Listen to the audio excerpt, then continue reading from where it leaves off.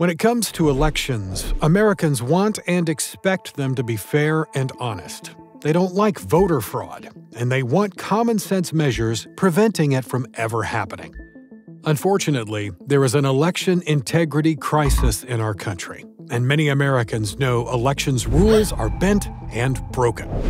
Too many states have different election laws and procedures that conflict with existing law, while others simply ignore existing election laws or just don't know enough about them.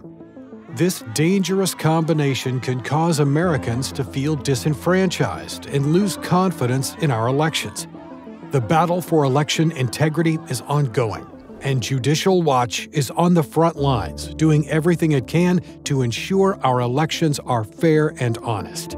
Part of our work involves getting states to clean up their voter rolls in compliance with a law called the National Voter Registration Act, or the NVRA. This law contains provisions requiring states to clean and update their voter rolls by removing people who have passed away or simply moved to another state. Unfortunately, many states haven't cleaned up their voter rolls in years, and the federal government hardly enforces the NVRA at all.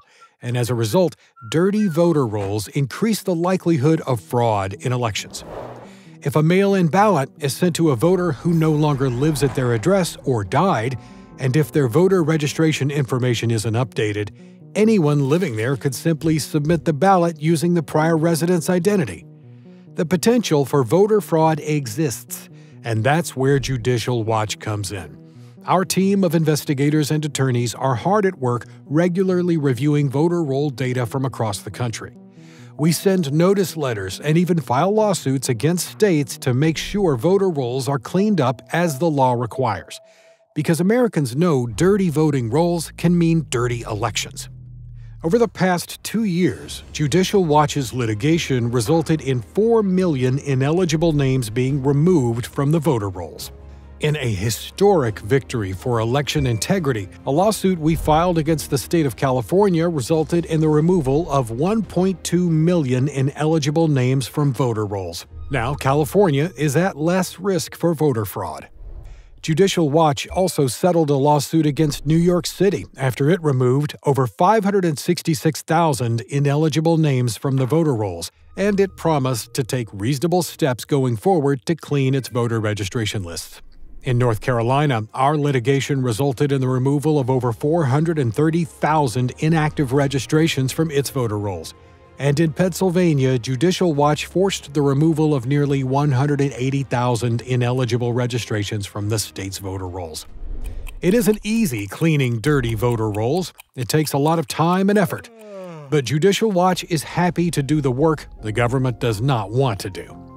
States can try to stonewall us, but our team of lawyers and investigators are prepared to fight these legal battles in court. While some states don't update their voter rolls, others allow votes to be received and counted after Election Day, in violation of existing election law. Congress recently reaffirmed a single national election day when it passed the Electoral Count Reform Act. Federal law says the first Tuesday after the first Monday in November of every even-numbered year is Election Day for federal elections. There is just not supposed to be an election week or even an election month.